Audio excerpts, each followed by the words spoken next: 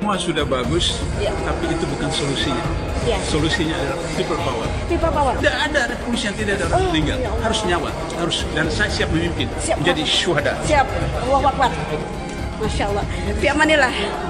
Masya Allah. Kami menuntut panjenengan mau menandatangani pernyataan mendukung hak angket dan pemakzulan Jokowi. Bagaimana? Dan panjenengan sebagai Bapak Ketua DPR mau bersama dengan rakyat menyampaikan aspirasi panjenengan. Hati-hati Bapak Ibu, jangan main-main. Panjenengan bisa main-main dengan kami rakyat. Tapi penduduk langit akan mencatat semua perbuatan panjenengan. Akhirat itu tidak ada pembelanya, tidak ada pengacaranya. Kami menolak pemilu curang. Dan kami menolak politik dinastik di negara ini. Oleh sebab itu, saya mewakili emak-emak yang hari ini menangis karena kondisi ekonomi semakin berat. Sebagai seorang muslim, mengajak panjenengan semua, kalau panjenengan masih merasa manusia, mari berjuang bersama kami untuk negara ini. Saya takut kalau kita diserahkan pada pemimpin yang zalim. Saya adalah nabi yang memiliki mukjizat multi super telepati, yaitu di mana penglihatan, pendengaran, pikiran, rasa, dan suara hati saya terhubung secara permanen dengan manusia lainnya.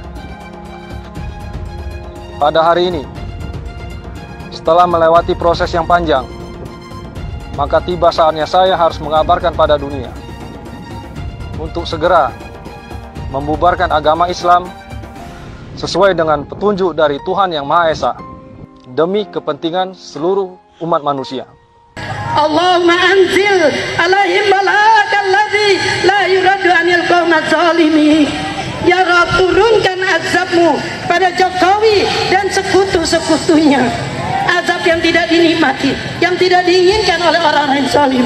Ya Rabb, turunkan. Allahumma ashibhim adada waqtulhum badada. Hitung jumlah mereka yang jahat, hitung jumlah mereka yang menjual negeri ini, dan habiskan mereka semuanya. Ya Rabb, anak-anakku yang beragama, yang Islam dia, tapi mereka beragama Nasrani, Katolik, Protestan, dan yang lainnya, mereka punya Tuhan. Tapi Jokowi, dia tidak punya Tuhan. Mereka punya Tuhan, tapi Jokowi, dia tidak punya Tuhan. Saudaraku, anak-anakku, saya sengaja menyempatkan datang. Usia saya sudah 74 tahun lebih 2 bulan.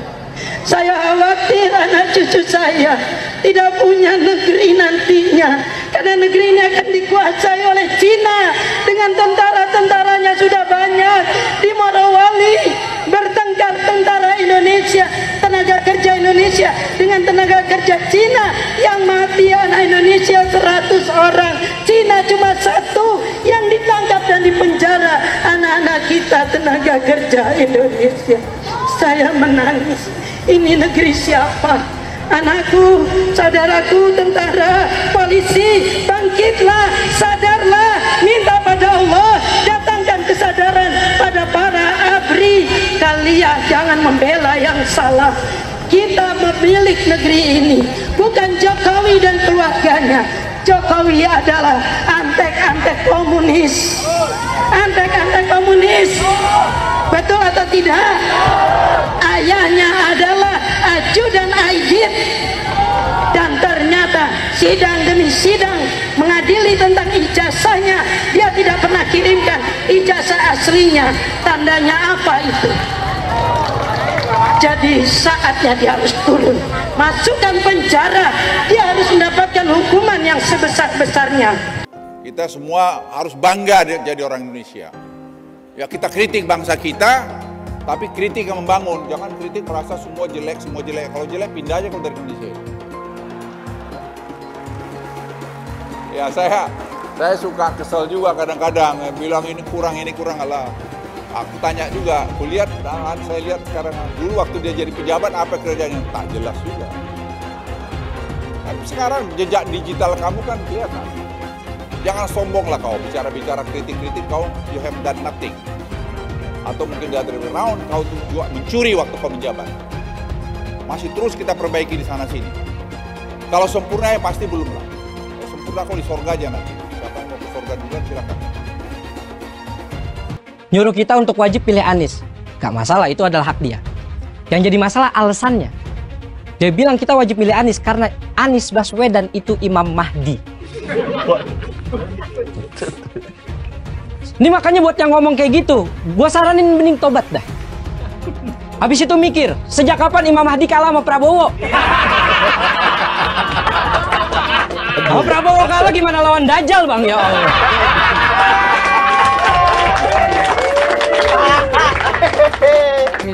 Dalam doa dari Willy Albert Malioboro, semoga tahun 2024 Pak Anies jadi presiden. Pak Anies, aku berharap engkau mengerti malam ini sukses ya. I love you. Kasih dihancurkan oleh siapa? Jokowi adalah sumber apa? Masalah atas NKRI, masalah untuk negara ini. Bahkan kita datang ke sini dengan hati nurani, dengan ongkos sendiri, tanpa dibayar, tanpa kita dilibatkan oleh pihak-pihak tertentu. Tapi mereka di sebelah adalah apa? Mahal belian. Ini adalah situasi seperti ini di depan gedung DPR RI. Dari sekian banyak penyampaian aspirasi, dari berjilid-jilid diskusi, belum ada solusi untuk negeri ini. Maka kami emak-emak atas nama aliansi masyarakat yang peduli dengan negeri ini, tidak ada jalan lain bahwa pemimpin yang rusak, pemimpin yang tidak tahu malu, hanya satu caranya, yaitu semuanya duduk di kantor DPR itu, duduk di sana, kuasai data dan minta kepada Puan Maharani untuk bukan memakzulkan Jokowi, tetapi lengserkan Jokowi, mundur Jokowi dari sebagai pemimpin. Kalau pilih capres ini wajib, kalau tidak pilih, kalau kalah berdosa. Itu yang membuat muncul ketegangan di masyarakat. Wajibkan orang kemudian mengutip ayat-ayat dalam Al-Quran untuk memilih capres tertentu, itu sangat berbahaya. Sehingga menganggap capres saya inilah yang paling bagus. Sedangkan kalau kamu pilih capres itu, kamu nanti kualat, kamu bahkan ada yang bilang kamu kafir dan lain sebagainya. Itu sebetulnya yang memunculkan polarisasi ekstrim gitu.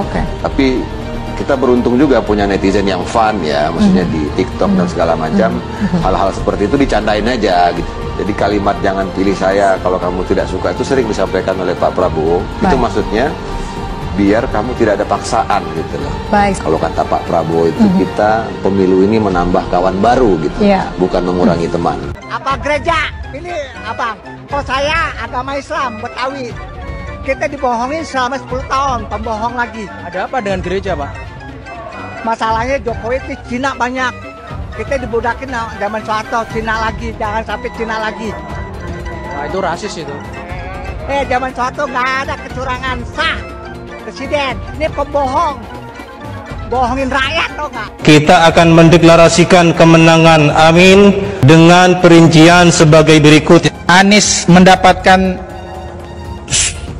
suara 54%.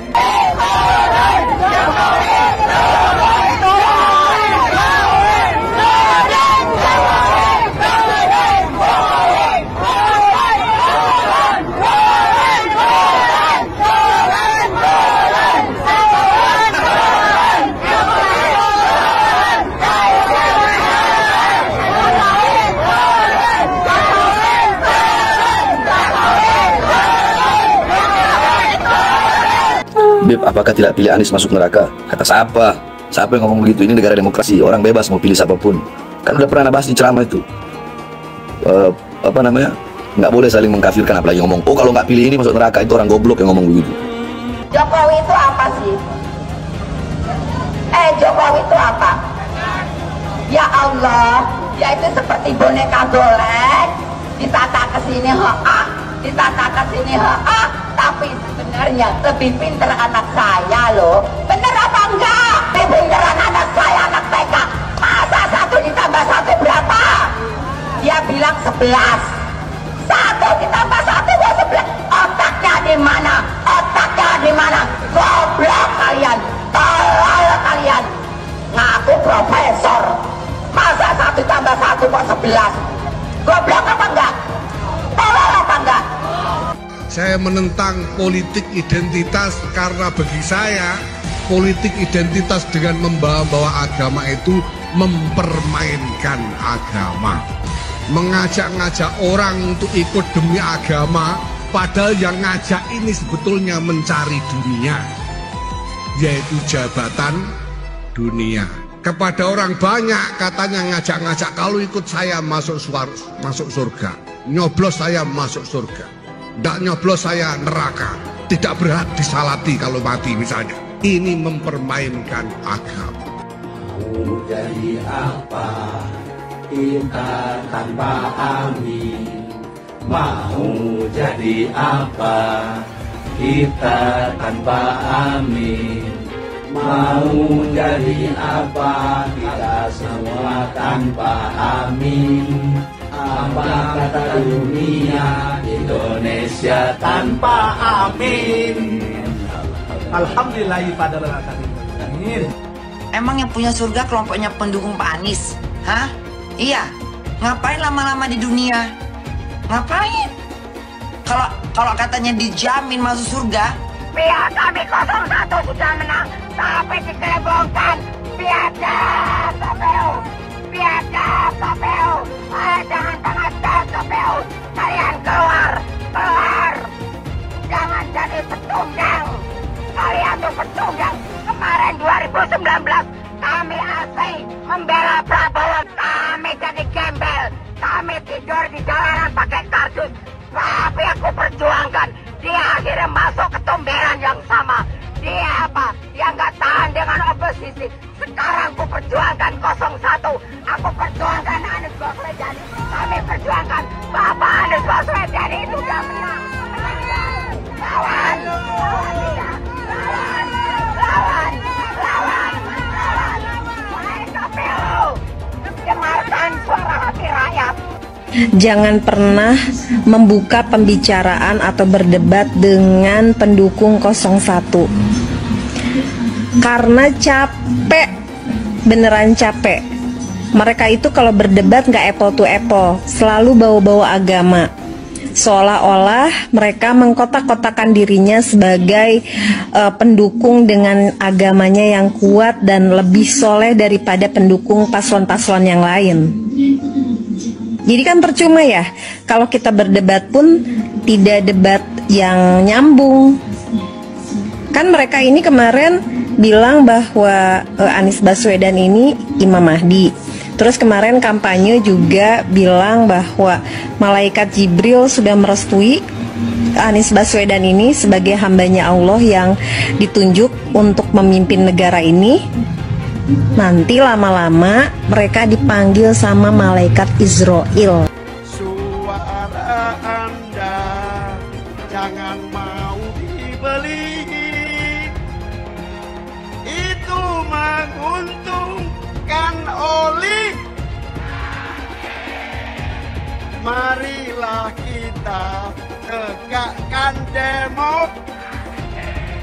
Indonesia bukan milik dinasti. Indonesia bukan milik. Gak belok-belok. Gak milih Anies masuk neraka. Ya, emangnya Anies malaikat? Emangnya Anies Allah? Dia juga belum tentu di belakang kita mah. Kan ya, anaknya aja boro-boro pakai jilbab, Ibu. Oh, anaknya aja nggak pakai jilbab. Iya. Nih, masalah surga dan neraka hanya Allah yang tahu. Barangkali jangan salah, Prabowo kan haji. Jangan merasa dia paling hebat. Jangan jual belikan agama. Kita capres-capres aja. nasional. Tadi viralin. Nah, gitu. Nah, Indonesia aku maju. Bisa aja ya nggak? Sekarang berubah, apa yang dirubah? Purwakarta ya Purwakarta aja, nggak bisa ada jadi yang lain-lain. Harus maju. Bukan dirubah, dimajukan. Ya nggak? Capek-capek belajar agama, capresnya Imam Mahdi. Bener aja, rugi dong. Yaitu Abah mengutus 1000 malaikat. 1000 malaikat. Dari 1000 malaikat yang satu malaikat membawa 1000 malaikat. Berapa itu jumlahnya? 1 juta. Kita akan mencoblos pilihan Allah dan Rasulnya. Siapa Imam Mahdi? Profesor Dr. Anies Rashid Baswedan. Itu Imam Al-Mahdi. Al-Imam Al-Mahdi 2024 memenangkan Anies Baswedan. Kenapa? Imam Mahdi. Semua sedunia kalau haram tidak mendukung Anies untuk Presiden Indonesia 2024, Dajjal. Kalau tidak memenang Anies Baswedan untuk Presiden, Dajjal. Catat itu, amin menang wajib, amin kalah dosa. Secara eksplisit ditulis dalam Al-Quran. Quran surah Al-Qasas ayat 26, Quran surah Asy-Syu'ara ayat 107, 125, 143, 162, 178, 193. Quran surah Ad-Dukhan ayat 18, ayat 51, Quran surah At-Takwir ayat 21, dan Quran surah At-Tin ayat 3. Tepuk tangan untuk kemenangan, amin. Amin menang, amin kalah. Catat itu, amin menang wajib, amin kalah dosa. Kata amin disebut 14 kali di dalam Al-Quran, terdapat di dalam 8 surah. Insya Allah ini menjadi isyarat bahwa pada tanggal 14 Februari 2024 Bapak Anies akan menjadi presiden yang ke-8 dan Pak Muhaimin akan menjadi wakil presiden yang ke-14. Tepuk tangan. Amin menang, amin kalah dosa. Hidup amin, hidup amin, caplos amin, menangkan amin, amin menang 1 putaran, amin, amin menang wajib, amin kalah dosa, amin menang, amin kalah dosa. PKB sekarang, PKB-nya itu yang diambil Muhaimin Iskandar dicuri. Yang sudah mendukung Anies sebagai presiden harus dipertanyakan keislamannya. Hamba itu namanya Anies Baswedan. Dia akan panggil malaikat Jibril. Wahai Jibril, aku mencintai hambaku yang insya Allah namanya Anies Baswedan. Kabarkan kepada seluruh umatku, seluruh makhlukku, bahwa aku mencintai Anies Baswedan. Maka Jibril akan mengatakan kepada seluruh makhluk di langit, seluruh makhluk di bumi, cintailah Anies Baswedan. Maka insya Allah makhluk di langit dan makhluk di bumi semuanya akan mencintai Anies Baswedan dan mendoakan pada 14 Februari insya Allah Anies Baswedan Presiden Republik Indonesia. Siap Bekasi memenangkan Anies Baswedan 80%? Siap menang 1 putaran? Saya tidak mau pemimpin masa depan menyalahkan angin di kemudian hari. Anda kalau nyindir lain kali jangan pakai angin, Mas. Mau bilang lagi, jangan salahkan angin. Saya kan sampaikan soal angin ya kemarin. Angin tak ada KTP-nya. Angin itu bergerak dari sana sini. Ketika polutan yang muncul dari pembangkit listrik tenaga uap mengalir ke Jakarta, maka Jakarta punya indikator, karena itu Jakarta mengatakan ada polusi udara. Ketika anginnya bergerak ke arah Lampung, ke arah Sumatera, ke arah Laut Jawa, di sana tidak ada alat monitor. Ada orang yang bilang jangan cerita soal angin, maka dia tidak menghormati ilmu pengetahuan. Milih Anies dan Imin setidaknya sudah menyelamatkan Indonesia dari kehancuran. Gus Dur saja dikudetanya, apalagi rakyat. Yang satu memang jago kata-kata, jago beretorika, nggak kelawan kalau soal kata-kata. Kalau PKB sekarang bukan PKB Gus Dur, ini PKB Caimin. Jadi beda, PKB-nya sudah beda. Jadi nggak bisa lagi menurut saya, memang masih tetap jualan nama Gus Dur, itu ada larangannya jelas sekali. Tapi ya namanya orang masih mencuri-curi, kebiasaan kayaknya mencuri-curi. Mencuri partai, sekarang mencuri gambar. Gus Dur pendiri partai, orang yang dikatakan oleh Caimin sebagai guru politiknya, malah dikudeta, apalagi rakyat. Susah kan mau milih pemimpin seperti itu nanti? Pemilihan Gubernur DKI Jakarta yang kemudian memenangkan Saudara Anies Rashid Baswedan sebagai gubernur saat itu juga tidak lepas dari peran dan kedudukan dari HTI maupun FPI yang saat itu dianggap punya peran sentral dalam memenangkan Anies Baswedan. Hak konstitusional itu dirampas oleh rejim Jokowi. Kemudian ketika bergulir kekuasaan baru, ada presiden baru, dan Hizbut Tahrir Indonesia dan Front Pembela Islam menuntut kembali haknya, hak konstitusionalnya. Dan kemudian ketika mereka berkuasa, presiden yang didukung Nasdem itu berkuasa, dikembalikan, direstorasi gitu loh. Lah ini wajar. Jadi SKB HTI dikembalikan, ya SKTP dikembalikan, kemudian kita hidup damai, HTI ya dikasih porsinya. Apa porsi HTI? Pengen ada kader yang jadi menteri. Apa sih salahnya kita umat Islam mengatur negeri ini dengan syariah kita? Belum lama ini ada kabar yang seram terkait ormas terlarang yang selama ini dikabarkan dekat dengan Anies Baswedan. Akan ada tuntutan besar-besaran kepada Anies untuk memulihkan kedua organisasi tersebut yang sekarang sudah dicap terlarang. Maksudnya, jika Anies jadi presiden, dia kan akan punya kewenangan untuk kembali memberikan izin pada ormas terlarang itu. Karena mereka ini sudah berjuang habis-habisan untuk mendukung Anies. Gimana kalau Anies menolak tuntutan itu? Tentu akan ada demo besar-besaran. Mungkin bahkan akan ada gelombang demo berjilid-jilid karena mereka telah dikecewakan oleh Anies, padahal sudah didukung dari awal. Ini mengingatkan kita pada fakta bahwa dua ormas ini dulu juga getol mendukung Anies pada Pilgub Jakarta 2017 yang lalu. Mereka memobilisasi massa dengan menggunakan politik sara, sehingga akhirnya Ahok kalah karena gempuran kekuatan politik identitas itu. Jangan sampai Indonesia jatuh ke tangan pembohong. Jangan sampai Indonesia jatuh ke tangan Anies Baswedan. Anies pintar asumsi bukan pintar bicara, tidak pintar kerja. DKI Jakarta sudah menjadi parameter Anies tidak pantas jadi presiden. Saya mensyukuri kenapa kalah, kenapa ditahan. Saya bersyukur atas itu semua. Saya coba bayangkan ya, kalau seandainya waktu itu kita menang gitu ya, hari ini belum tentu kita bisa nikmati seperti ini. Kita bersyukur 5 tahun Tuhan izinkan kasih ke orang yang pintar ngomong untuk kerja. Coba kalau kita bayangkan gitu ya, kalau kemarin saya masih jadi gubernur, ini saya udah turun ini.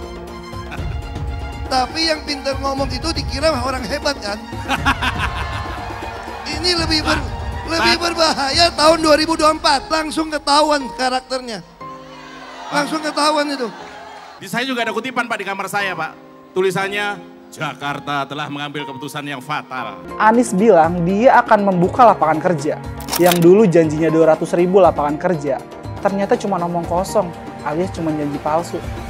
Soal pembangunan yang berkelanjutan. Dia bilang di Jakarta dia udah meneruskan yang udah baik. Lu jangan percaya ya, itu ngibul.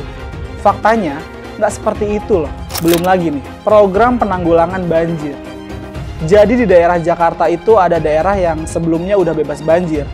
Pas Anies mimpin, kok bisa-bisanya daerah itu banjir lagi? Gimana nggak banjir kalau kalinya udah nggak pernah dikeruk sama dibersihin, Pak? Kalau soal Jakarta, gue bisa bicara banyak deh. Jadi gue saksi bobroknya kepemimpinan Anies di Jakarta.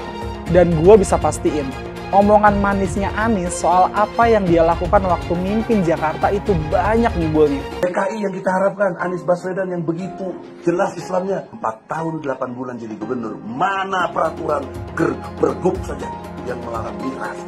Mana perda Islam apalagi? Yang akhirnya tidak berani juga menegakkan hukum Islam. Banjir tetap banjir, macet tetap macet. kriminalitas Jakarta. Anda tahu, 2 menit sekali terjadi pencurian. Sekarang orang sedang euforia, dia mau dicapreskan. Bagaimana umat terjebak lagi, bodong lagi, masuk lagi. Kalau misalnya memang Anies itu mau maju dan dia tekad mau menegakkan hukum Islam dan menyatakan perlawanan, saya peduli. Tapi dia tidak lakukan itu. Bapak politik identitas Indonesia Anies Baswedan, Bapak intoleransi Indonesia Anies Baswedan. Jangan lupakan, jangan terlena, jangan sampai dia pecahkan kita dengan dagangan ayat dan mayatnya. Air itu turun dari langit, turunnya ke atap rumah langsung sumur bor, bukan ke sungai dan ke laut. Jangan hanya konsentrasi pada pembangunan benda-benda mati yang indah difoto dan bisa ditunjukkan dalam 5 tahun hasilnya. Kalau kita mau menilai sebuah janji, maka lihat janjinya atau lihat kenyataannya. Dulu janjinya apa ya? Dan ini aneh, betul-betul aneh. Ini bukan kampanye, tapi saya sampaikan di sini. Di satu sisi menyiapkan jalur-jalur air untuk dikirim ke laut, di sisi lain di lautnya dipasang dengan pulau reklamasi, tinggal tunggu waktu jadi rob, air balik. Dan ini melawan sunatullah. Kenapa? Air itu turun dari langit ke bumi, bukan ke laut. Harusnya dimasukkan ke dalam bumi, masukkan tanah. Di seluruh dunia air jatuh itu dimasukkan ke tanah, bukan dialirkan pakai gorong-gorong raksasa ke laut. Jakarta telah mengambil keputusan yang fatal. Bukan banjir, itu memang parkir air. Bukan banjir, itu memang parkir air. Masyarakat berkeliling dengan membawa toa untuk memberitahu semuanya, termasuk sirine. KAI Bond 82 miliar. Apa alat transportasi yang dimiliki oleh hampir setiap orang? Alat transportasi yang dimiliki semua orang adalah kaki. Kalau seandainya orang Jakarta percaya Pak Anies jadi gubernur pun, saya berani jamin kok dia akan lakukan normalisasi yang sama seperti saya lakukan kok. Gak usah bohong lah. Ketika air sampai di muara, maka siap untuk dipompa ke laut. Pancasila Soekarno, ketuhanan ada di pantai. Anak Tuhan dari mana? Kalau Yesus anak Tuhan, bidangnya siapa? Besok di seluruh wilayah Indonesia kami katakan dan Iblis hanya menggoda orang yang beriman. Makanya jarang-jarang orang kafir kerasukan setan. Yang kerasukan setan itu orang baik-baik. Jarang, saya belum pernah nengok Cina kerasukan setan. Pernah tak Ahok itu kerasukan setan? Enggak, setannya juga. Karena sesama setan dilarang saling menggoda. Karena di salib itu ada jin kafir. Haleluya. Kepalanya ke kiri apa ke kanan?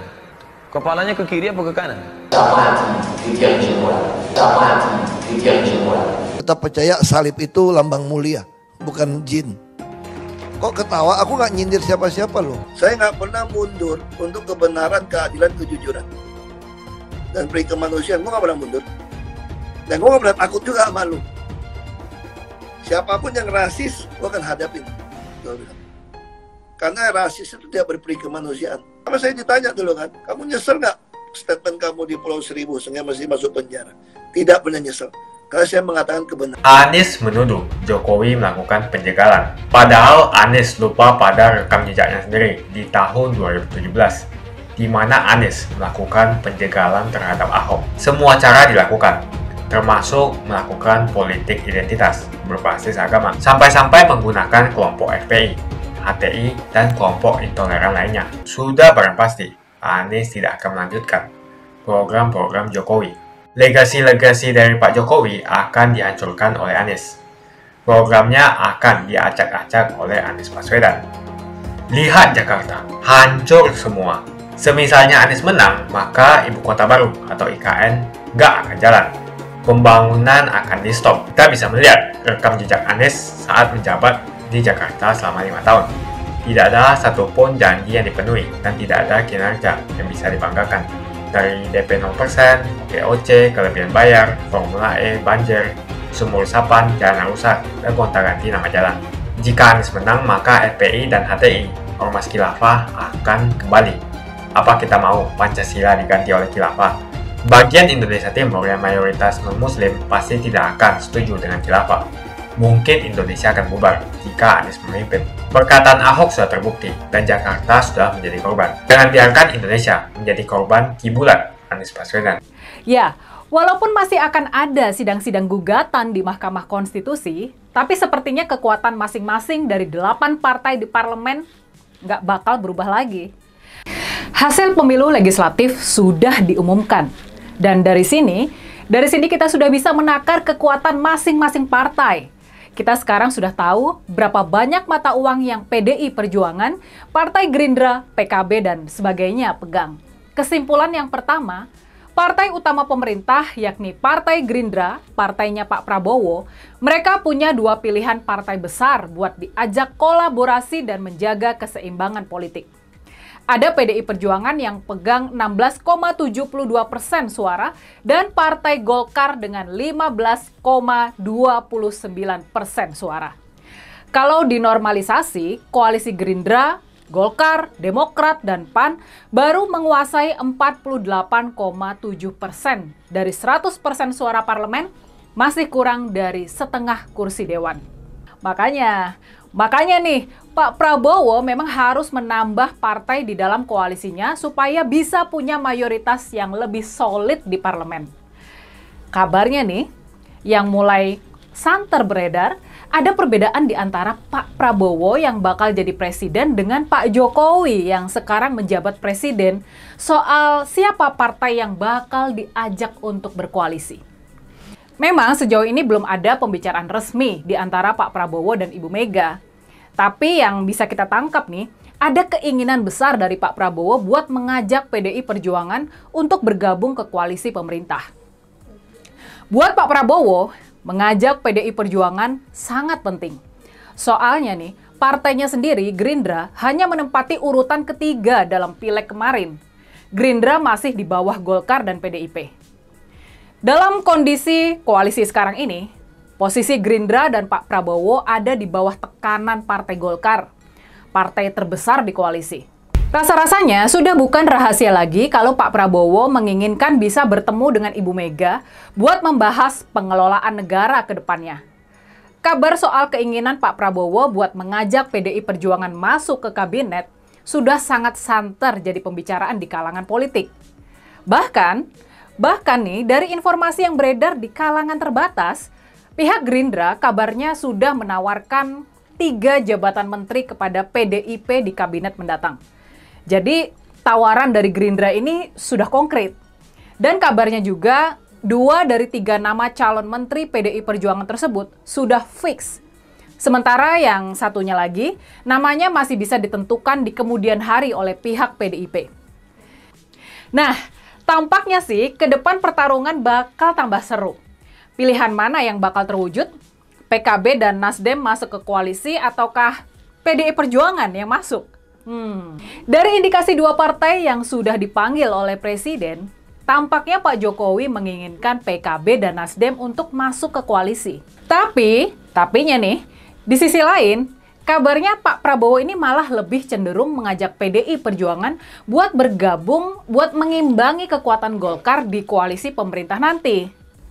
Bahkan dari selentingan yang kini beredar, Pak Jokowi ini kabarnya ingin membentuk koalisi permanen beberapa partai, yakni Golkar, PKB, dan PAN, dalam bentuk seperti Barisan Nasional di Malaysia. Kalau ini bisa terwujud, blok ini bakal jadi kekuatan baru yang nyata di parlemen, menguasai sekitar 35% kursi dewan. Sekarang ini kita belum tahu koalisi besar mana yang bakal terwujud. Malah bisa jadi nanti PKS bakalan dibiarkan sendirian ada di luar pemerintahan. Makanya dengan kehadiran PDIP yang punya suara di atas Golkar, tapi bukan pendukung awal pasangan Prabowo Gibran, keseimbangan di dalam koalisi bakal lebih bisa dikendalikan oleh Partai Gerindra, partai utama pemerintah. Di sisi lain, kita tahu juga kalau Pak Jokowi ini sudah punya rencana lain buat koalisi Pak Prabowo, dan itu sama sekali tidak melibatkan PDI Perjuangan. Pak Jokowi tampaknya lebih memilih PKB-nya Caimin dan Partai Nasdemnya Pak Surya Paloh buat bergabung. Proses negosiasi ini mungkin bakalan lebih mencairkan pembentukan koalisi pemerintah ke depannya. Jadi soal partai-partai mana lagi yang bakal masuk koalisi pemerintah, ini prosesnya masih panjang dan bakalan tetap seru. Ini masih bakal tetap penuh intrik. Tapinya nih, dengan sudah jelasnya jumlah poin, jumlah persentase suara yang dipegang oleh masing-masing partai politik, sudah semakin jelas juga daya tawar dari masing-masing kekuatan. Dan kedepannya kita harus ingat juga, sampai bulan Juni, manuver-manuver pembentukan koalisi ini bakal tumpang tindih dengan manuver-manuver penetapan calon-calon kepala daerah oleh partai-partai. Jokowi takut legasinya dirusak Anies Baswedan. Lihat Jakarta, hancur semua. Lihat saja misalnya di Jakarta. Anies menghancurkan semuanya. Legasi-legasi dari Pak Jokowi akan dihancurkan oleh Anies. Programnya akan diacak-acak oleh Anies Baswedan. Wajar-wajar saja jika Jokowi dalam pusaran ketakutan ketika masa kekuasaan berakhir di tahun 2024. Sudah barang pasti, Anies tidak akan melanjutkan program-program Jokowi. Semisalnya Anies menang, maka Ibu Kota Baru atau IKN nggak akan jalan. Pembangunan akan di-stop. Legasi-legasi Jokowi akan hancur.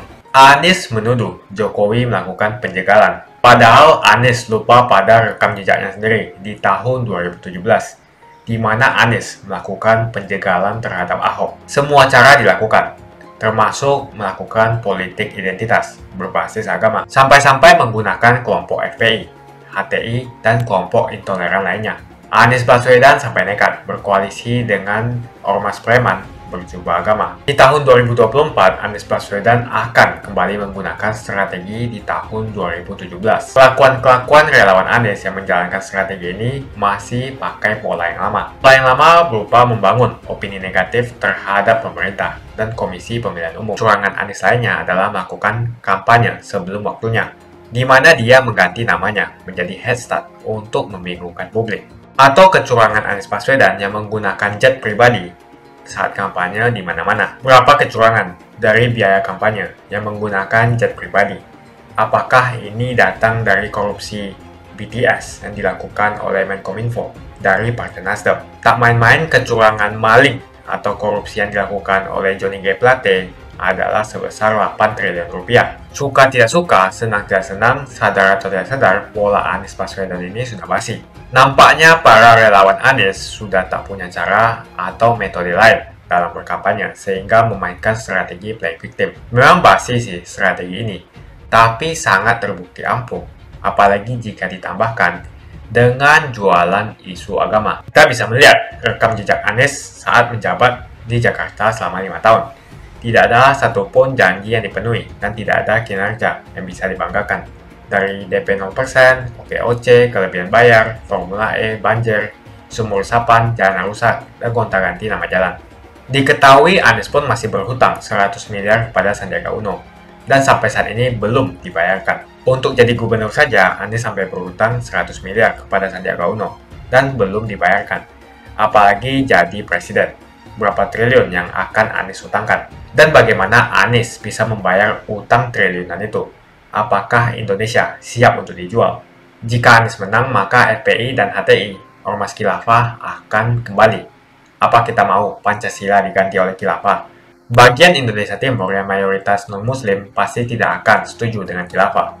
Mungkin Indonesia akan bubar jika Anies memimpin. Perkataan Ahok sudah terbukti dan Jakarta sudah menjadi korban. Jangan biarkan Indonesia menjadi korban kibulan Anies Baswedan. Begitu saja opini saya tentang Anies Baswedan. Bagaimana opini kalian? Tuliskan di kolom komentar. Pastikan kalian semua menekan like di video ini. Dan jangan lupa bagikan video ini ke teman dan family Anda supaya mereka semua mengetahui tentang informasi ini. Tekan tombol subscribe dan bunyikan lonceng notifikasi supaya kamu tidak ketinggalan.